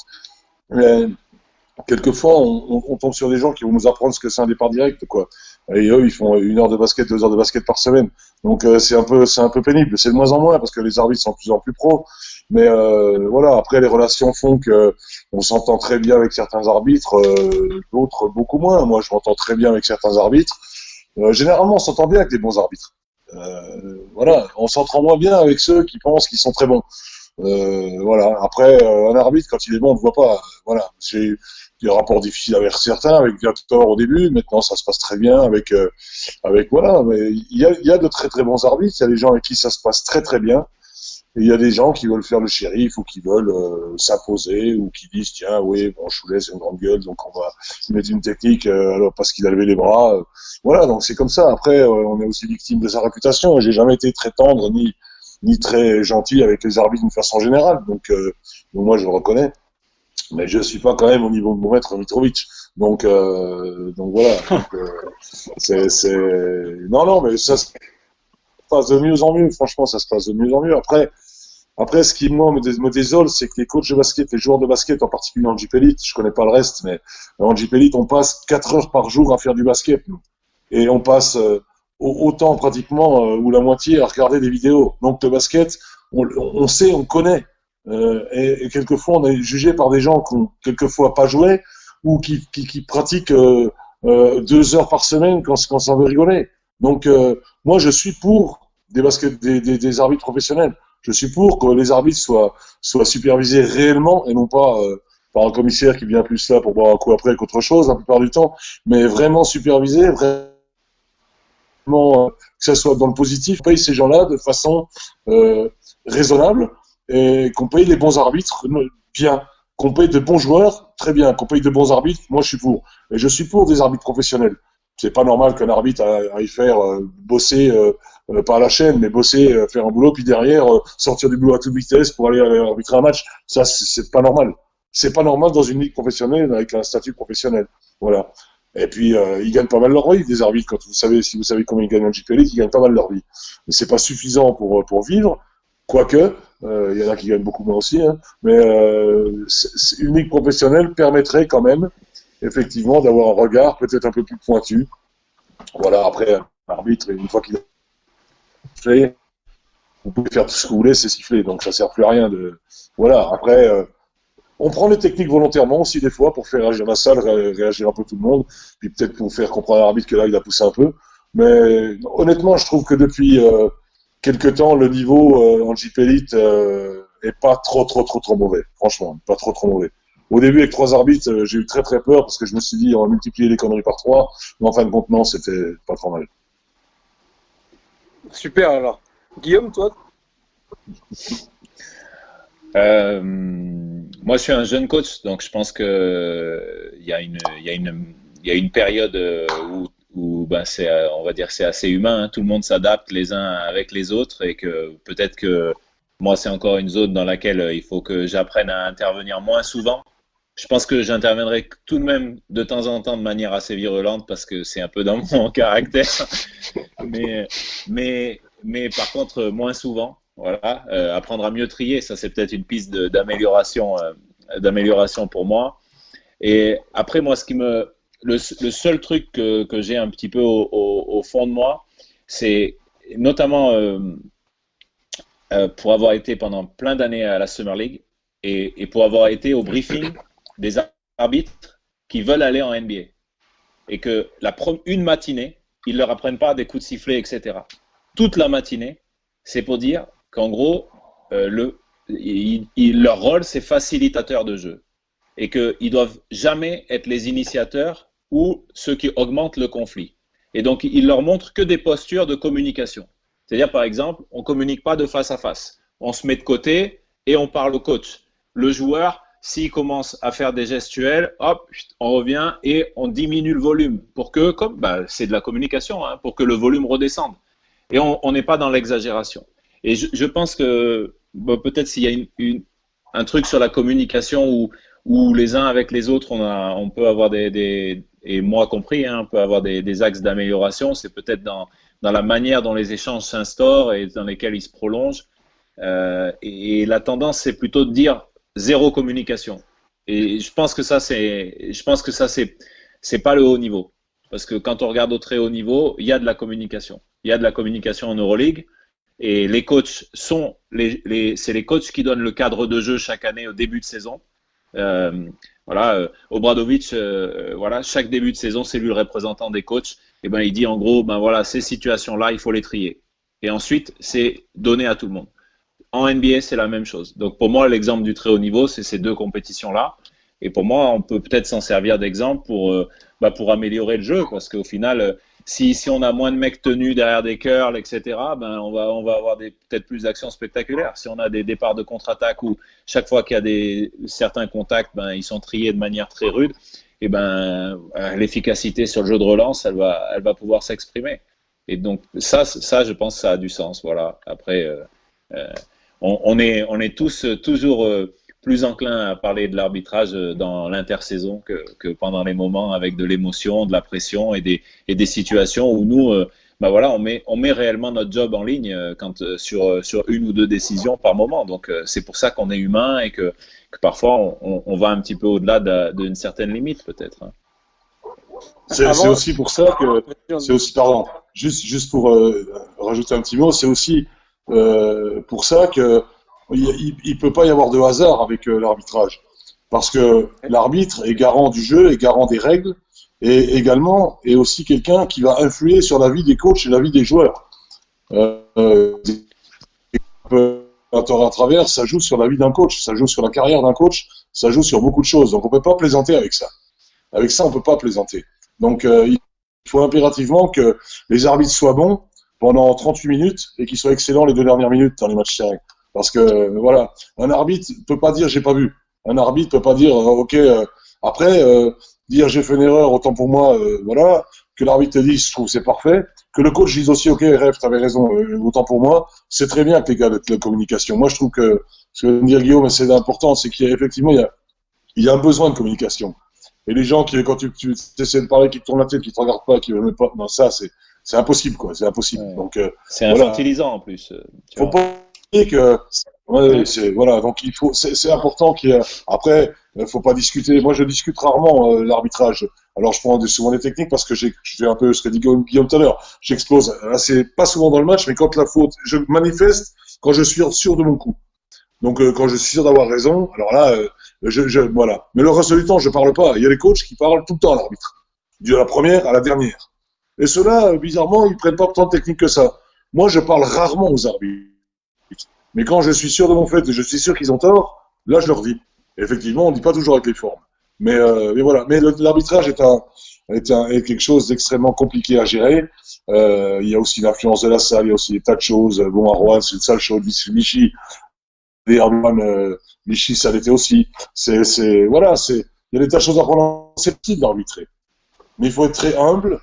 Et moi, le plus gros problème que je rencontre avec des arbitres, je ne vais pas les nommer d'ailleurs, mais le plus gros problème, c'est les gens qui ne sifflent pas dans l'esprit du jeu. Quand on siffle complètement n'importe quoi, pas dans l'esprit, c'est un problème. Mais le problème, c'est que pour siffler dans l'esprit du jeu, il faut connaître le jeu. C'est ça. Merci de ton commentaire, Jean-Denis. Avant d'entendre Jess sur la question, on a Rachid qui nous dit les arbitres sont nos amis. Voilà, donc voilà, merci Rachid de ton commentaire. Jess, toi, quel est le regard que... Les arbitres sont nos amis. C'est les produits laitiers normalement.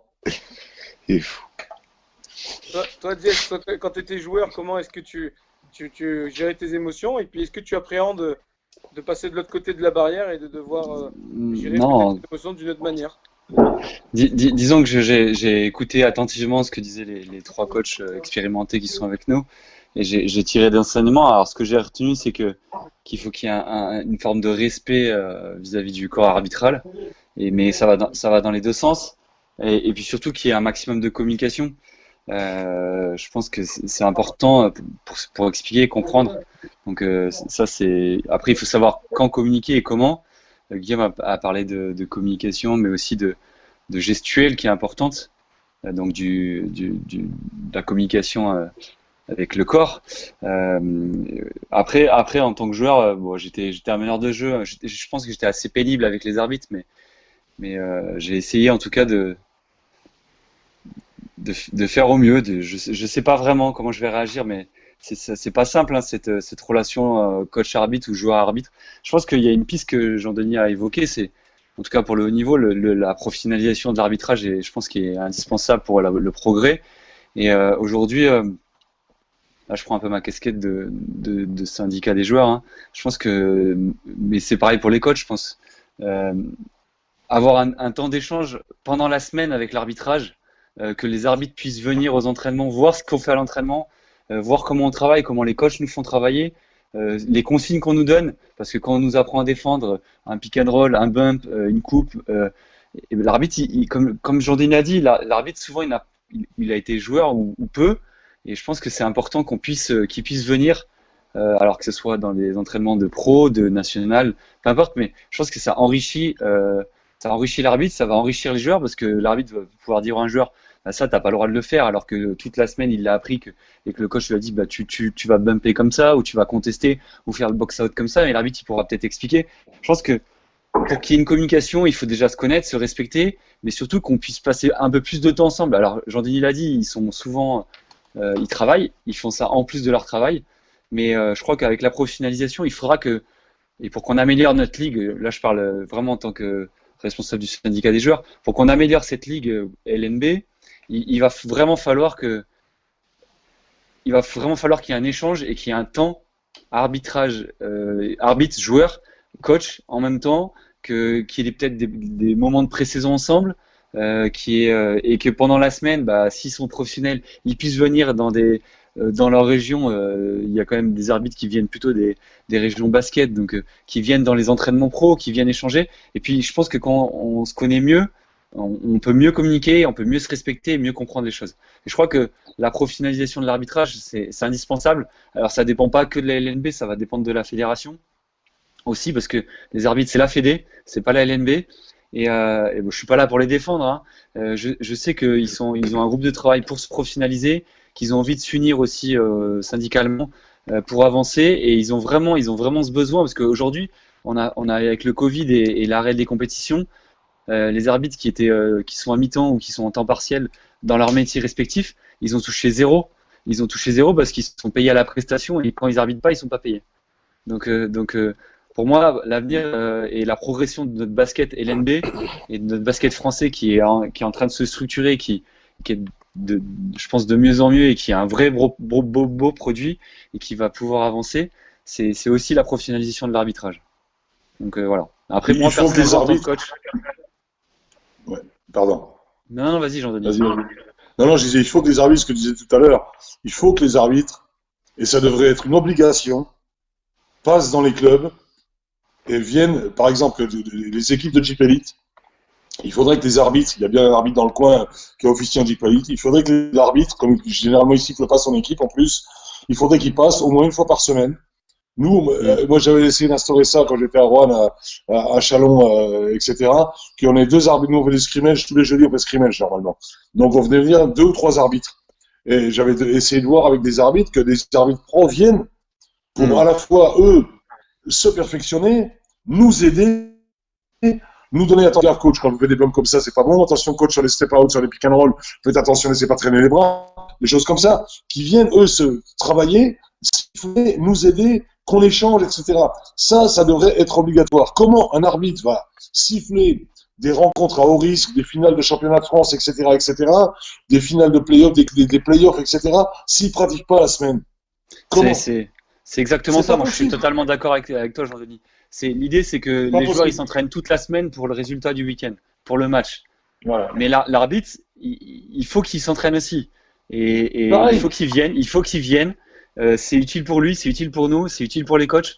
Et ces temps d'échange, ce respect qu'il va y avoir et cette communication, ça peut que faire progresser les choses, et c'est que bénéfique pour tout le monde. Mais après, il faut vraiment qu'il passe le cap de ce professionnalisme pour pouvoir le faire. Et je pense que ça viendra, j'espère le plus vite possible, et on sera tous contents que le samedi ou le vendredi soir, qu'on ait des bons arbitres, du spectacle, et que ça puisse faire avancer le basket français. Alors, tous les internautes qui sont avec nous sont totalement d'accord avec vous. Je pense qu'on fera peut-être un sujet autour de comment gérer cette relation entraîneur-joueur-arbitre, parce que ça a vraiment bien réagi. Avant de répondre à Nicolas et Benji… On pourra faire venir des arbitres, hein. J'ai envie de dire, il faut aussi qu'ils puissent s'exprimer, et peut-être qu'eux aussi, de leur côté, ils ont des choses à nous reprocher, hein. Il y a des choses intéressantes à entendre de leur part. Je sais qu'on reproche souvent aux arbitres de ne pas avoir été joueurs, mais ce qui était bien, je trouvais, moi je l'ai fait dans ma formation d'entraîneur, c'est d'avoir arbitré aussi, pour valider le diplôme d'entraîneur. Et je trouve que c'était aussi intéressant. Alors c'est pas du tout simple, mais c'était très intéressant en tant que futur entraîneur d'avoir pris le sifflet, d'avoir compris, pas forcément les règles, parce que les règles on les connaît, même s'il y a des points de détail qui sont parfois très techniques, mais de savoir quelle zone ils gèrent, comment on fait un arbitre à 3, arbitre de terre, arbitre de tête, enfin tout ça c'est pas si simple, et c'est intéressant aussi pour les coachs d'appréhender ça. Mais je pense qu'on va inviter aussi. Messieurs, excuse-moi. Je vais, comme je t'ai dit l'autre fois, je vais être obligé de vous quitter. Aucun problème. J'ai mon assistant qui est en train de déménager. Ouais, j'étais tout seul pour décharger ses meubles, donc je vais être obligé de lui donner un coup de main. Donc voilà, j'étais obligé de vous quitter, je suis désolé. Voilà, c'est les impératifs, ça fait quoi, 1 heure, un peu plus d'1 heure, quoi. Donc c'est mieux que l'autre fois, c'était 1 heure, l'autre fois, là, ça fait 1 heure et quart. Mais il n'y a aucun souci. Déjà, c'est super gentil que tu aies accepté l'invitation. Merci à toi pour Ah non, mais moi ça me avis. fait plaisir, mais le Guillaume, il est pas très costaud, alors porter les meubles tout seul, c'est pas facile pour lui. Mais écoute, en tout cas, merci beaucoup et puis Ça à va. très vite. Salut. Allez, ciao les gars. Bonne chance. À bientôt, Merci. Guillaume. Salut. Ouais. Ciao, ciao. Donc, avant de répondre à Benji et à Nicolas qui nous ont posé des questions, on a Sébastien qui nous dit bonjour à tous. Et Zeiko Bramovic parle beaucoup. Non pour l'interrogation en rigolant. Donc, voilà, donc il vous a fait un petit retour sur Obradovic dont vous parlez tout à l'heure. Et puis, juste avant de répondre à nos deux collègues qui ont posé des questions, Kevin, je crois que tu as quelque chose à nous dire. Oui, Flo. Alors, déjà, Allô, c'était un. Kevin. On m'entend? On m'entend très bien, non? Oui, on t'entend. Voilà. Super bien. Donc, oui, alors déjà, c'était un sujet qui était vachement intéressant, étant avant arbitre. Au départ, à la base, j'ai été arbitre. Et c'est vachement intéressant ce que vous avez dit, et je pense que oui, c'est un bon sujet. Mais là, on n'est pas là pour ça. J'interviens parce que on a à faire gagner des cadeaux. Et ces cadeaux sont des écouteurs Bluetooth 5.0 waterproof, chargeur externe, qui vous permettront d'écouter vos sons préférés dans l'eau. Et j'ai testé un truc, je l'ai chanté sous la douche avec. Et c'est juste énorme. C'est vrai, hein, je l'ai fait. Je l'ai fait hier soir. Alors pour gagner ces écouteurs, il faut 1 liker la page, 2 partager la vidéo à tous vos amis, 3 mettre un smiley basket et regarder jusqu'au bout de la vidéo parce qu'après on vous appellera pour gagner ce cadeau. Pour l'instant j'ai une participation, donc pour l'instant s'il est tout seul, il gagnera le cadeau et il m'en faut plus. Voilà. Merci Kevin. Alors on va revenir sur les questions que Benji nous a posées, Nicolas. La première question est de Benji par rapport aux rentabilités sur les systèmes offensifs. Est-ce qu'un mauvais résultat régulier sur un système de jeu peut amener à supprimer le système de jeu du playbook pour la saison? Alex, qu'est-ce que tu aurais à répondre à cette question? Ouais, je pense que si tu as ça qui sort, en tout cas, tu as des questions à te poser sur ce que tu as mis en place. Après, tu dois le voir. Hein. Généralement, on le voit hein, sur l'école. On joue des choses parce que ça fonctionne ou parce qu'on sait qu'on va les jouer. Et je pense qu'on est garant du jeu et qu'on doit en tout cas avoir une communication avec ces joueurs et avoir un retour aussi par rapport à ce qu'ils ressentent. Leur feedback est très très important. Donc oui, effectivement, si tu vois que sur 2, 3 matchs, il faut déjà identifier pourquoi ça fonctionne pas. Et c'est aussi là l'intérêt de la vidéo, du retour vidéo. Enfin, moi, je pense qu'on séquence aussi nos organisations offensives par tes mecs. La mobilité vient confirmer aussi à ce qu'on peut ressentir et voir. Donc oui, en tout cas, tu te poses des questions sur le fait de maintenir ou non cette forme de jeu. Jess, quel regard tu as par rapport à cette question? Ouais, clairement, moi je pense que à partir du moment où tu mets un système de jeu en place, c'est en fonction des qualités plus ou moins de tes joueurs et tu sais pourquoi tu le joues. Donc, alors soit tu t'es trompé, soit il l'exécute pas comme il faut, soit il y a une problématique, ou alors tu t'es trompé sur les forces de ton joueur que tu veux mettre en valeur ou sur la situation que tu veux mettre en valeur, que ce soit un jeu isolé ou un jeu à 2 ou un jeu à 3. Donc clairement, soit il faut l'adapter, soit il faut le supprimer ou mettre un autre joueur qui est plutôt apte à le faire. Un système de jeu c'est bien, mais il faut savoir pourquoi on le joue et quelle est la finalité qu'on veut trouver. Pour moi, là je parle aussi bien en tant qu'ancien meneur de jeu que coach, futur coach. Moi, quand j'avais mon playbook, quand j'avais les systèmes de jeu en tant que meneur, je savais pourquoi je les annonçais et pourquoi on appelle le meneur de jeu le relais du coach, c'est qu'ils sont en connexion tous les deux. Donc, je savais pourquoi on avait mis ce système en place. D'ailleurs, on échangeait beaucoup avec les entraîneurs. Et si je le jouais, c'était parce qu'il y avait une forme de mismatch sur la situation. Et je savais quel joueur je voulais mettre en valeur en fonction du système de jeu que j'annonçais. Donc c'est que si ça fonctionne pas, c'est qu'il soit il faut adapter, soit il faut changer ou supprimer même. Guillaume, toi, ton regard? Nous, on travaille un peu en entonnoir, c'est-à-dire qu'au fur et à mesure de la saison, on essaye de réduire et d'aller vers ce qui est le plus rentable. Mais en même temps, euh, Jesse l'a dit, et je suis assez d'accord là-dessus, c'est que si on avait une intention pour mettre en valeur quelqu'un, il y a, il y a peut-être le mouvement, il y a peut-être qu'on l'exécute mal, il y a peut-être qu'on s'est trompé un petit peu sur les angles d'écran, mais il y a un autre paramètre pour moi, c'est le moment où on joue le mouvement et le contexte.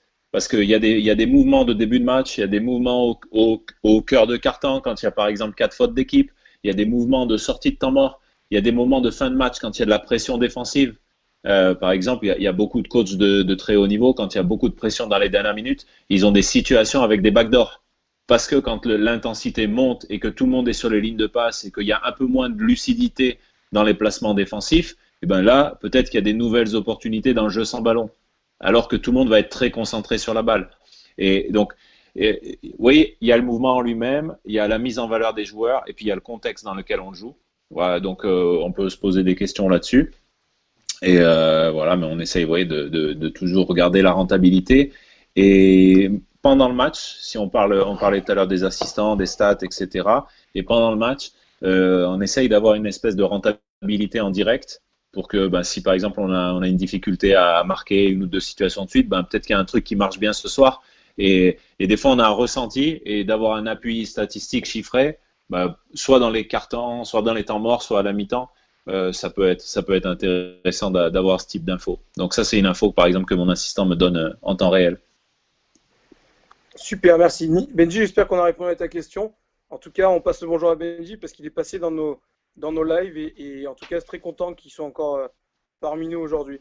On a une question de Nicolas. Donc, bonjour, en tant que coach, comment vous vous adaptez à l'aspect culturel des joueurs, US ou européens? Les coachez-vous différemment? Alex? Là, je pense qu'on s'adapte à la personne. On parle de communication. La communication, c'est le terme dire beaucoup déjà. Donc, par rapport à son coaching, est-ce qu'on a, donc, tu sais qu'il y a plusieurs types de coaching. Est-ce qu'on va être autoritaire? Est-ce qu'on va être participatif, être directif? Dans l'échange, il y a pas mal. C'est notre personnalité aussi et ce qu'on fait de l'équipe. Donc, après que la personne, moi j'ai eu la chance de coacher des Américaines, une Serbe. Donc, bien sûr que les gens fonctionnent pas pareil, mais c'est pareil. On est tous différents. Donc, c'est pas une question de nationalité, c'est une question de feeling. Il y a certains, tu vas leur taper sur la tête, ils vont adorer, ils ont besoin de ça pour être motivés. D'autres ont besoin, même si c'est des joueuses pro, besoin d'être remis dans le cadre pour être efficace. D'autres ont besoin d'échanges ou des jeunes joueuses d'être un peu plus poussées ou un peu plus guidées. Donc, voilà, donc tu adaptes aussi ta communication à l'athlète. En tout cas, à mon sens, c'est comme ça que je vois les choses, pas forcément à la culture. Voilà, alors, moi, j'avais été dans l'idée au départ de parler qu'en français et de rester vraiment sur le français. Et finalement, on fait les entraînements en français et en anglais parce que ça reste compliqué de le faire qu'en français. On perd beaucoup de temps.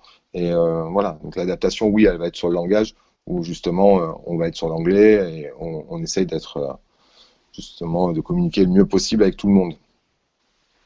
Jess, Guillaume, vous validez ce que dit Alex? Vous avez quelque chose à ajouter? Ouais, c'est bien l'adaptation à l'autre, dans l'écoute, dans l'échange, c'est nécessaire, indispensable. On peut pas passer outre, mais il faut pas s'oublier non plus dans la communication. Je pense qu'on a une personnalité, on a des ressentis, on a des convictions, on a une manière d'être. Donc, établir la relation, c'est aussi faire comprendre qui on est. Le joueur, il doit aussi comprendre certaines limites, le cadre dans lequel on évolue. Donc, une fois que ça c'est éclairci, clarifié, on va dire, je pense que c'est plus simple de mettre en place la communication. Mais la communication, c'est qu'un outil au service du quoi, notamment, par exemple, du jeu, des relations, de la vie du club, etc. Donc, pour lui donner sens et lui donner corps, faut déjà être très clair sur notre terminologie, de quoi on veut parler, et notre pédagogie, comment on veut parler. Les coachs US, ils parlent de teaching points, et quand ils font un entraînement, comme s'ils donnaient un cours, ils ont des teaching points, c'est-à-dire qu'ils ont des points clés sur lesquels ils vont revenir sur des concepts. Et pour moi, ça, c'est l'adaptation, on crée la culture de l'équipe. Une fois qu'on a créé la culture de l'équipe, il n'y a plus de problème sur est-ce qu'il est espagnol, est-ce qu'il est américain, est-ce qu'il est congolais, c'est plus un problème. puisque maintenant le langage qu'on parle, nous, c'est celui-là. Le langage de l'équipe, c'est celui-là. Quand on parle de step out, voilà ce qu'on veut. Et voilà. Alors après, oui, il y a beaucoup de termes anglophones, donc c'est vrai que les entraînements glissent assez fréquemment sur de l'anglais, mais c'est aussi très culturel par rapport à notre activité. Jess, toi, tu as quelque chose à ajouter ou tu es globalement... Non, je pense que Guillaume a tout dit, hein, c'est même non, il y a aucun problème, j'ai rien à rajouter, c'est clair, s'adapter, c'est bien, mais une fois qu'on est sur le terrain, l'adaptation, c'est aussi aux joueurs de le faire. Et puis souvent, les coachs, on a des joueurs relais qui peuvent faire aussi, qui font très bien le boulot, qui sont là aussi pour montrer l'exemple. Et ça, je pense que c'est important pour un coach d'avoir des joueurs relais sur le terrain qui vont faire passer le message. Quand c'est de culture club, culture aussi, souvent quand on est coach, on aime travailler avec une personne régulièrement et on sait, ils nous connaissent et on se connaît, donc ils vont pouvoir vraiment montrer le chemin, être exemplaire. Donc ça, c'est utile, je crois, d'avoir vraiment un joueur ou des joueurs qui puissent servir d'exemple et surtout être notre relais et d'avoir ce langage commun. Alors, Grégory, j'ai bien vu ton message vis-à-vis des arbitres. Je pense qu'on y reviendra sur un autre live. Voilà, donc ton commentaire, on l'a noté, on va le garder et dès qu'on parlera un peu plus de l'arbitrage et du sujet dont on a un petit peu parlé tout à l'heure, on y reviendra. Benji, je suis content si ça a été super comme réponse. Et on va passer maintenant à la dernière question de ce live. Si vous aviez un ou deux conseils à donner à de jeunes joueurs souhaitant devenir joueurs de haut niveau ou joueurs professionnels, quels seraient-ils? Jess? Déjà, il faut être passionné. Un ou deux ou plus, hein? Non, déjà, la première chose, c'est il faut être passionné. Sans la passion, c'est difficile. Alors, ça veut pas dire qu'on n'y arrivera pas, mais moi, je pense qu'à partir du moment où on va en faire son métier, il faut être passionné parce que c'est pas toujours simple. Si c'est juste pour gagner de l'argent et parce qu'on est grand, ça durera pas longtemps. Ouais, vraiment être passionné. Et puis Guillaume l'a déjà dit depuis le début, le travail, la valeur du travail. Parce que même si on a du talent, même si on a des qualités physiques, athlétiques, il faut, sans travail, on n'y arrivera pas ou pas assez, pas longtemps. Donc passion, travail, faut être dévoué à ça. Ça veut pas dire qu'il faut pas être ouvert et aller voir ce qui se passe ailleurs, mais vraiment il faut transpirer plus que les autres et il faut vraiment se donner. Et voilà, je pense que c'est déjà, si on est passionné et qu'on travaille, on met les choses dans l'ordre, on a plus de chance. En tout cas, on se donne les moyens. Après, on n'y arrivera pas, c'est pas obligatoire d'y arriver, mais au moins on se donne les moyens. Guillaume, toi? On dit souvent tête, cœur, jambe, tu vois, et donc pour l'alignement des trois, ça me semble indispensable. Chez les jeunes joueurs, on peut pas le faire au détriment de l'un ou l'autre. On met souvent en avant en France l'idée de double projet, mais la réalité du double projet, c'est que si on veut un double projet, c'est-à-dire qu'on veut être performant dans les deux projets. Et c'est possible d'être performant dans les deux projets. Par contre, ça demande d'être professionnel dans les deux, d'avoir un comportement de professionnel avant même d'avoir un contrat. C'est-à-dire que être professionnel, c'est plutôt une attitude avant même d'être rémunéré avec un contrat. Et donc, si on veut pouvoir avancer, je pense qu'il faut construire sa tête et se structurer en termes d'éducation. Et il faut travailler, avoir son propre rêve. C'est-à-dire que peu importe ce qui se passe, on ne doit pas pouvoir nous l'enlever.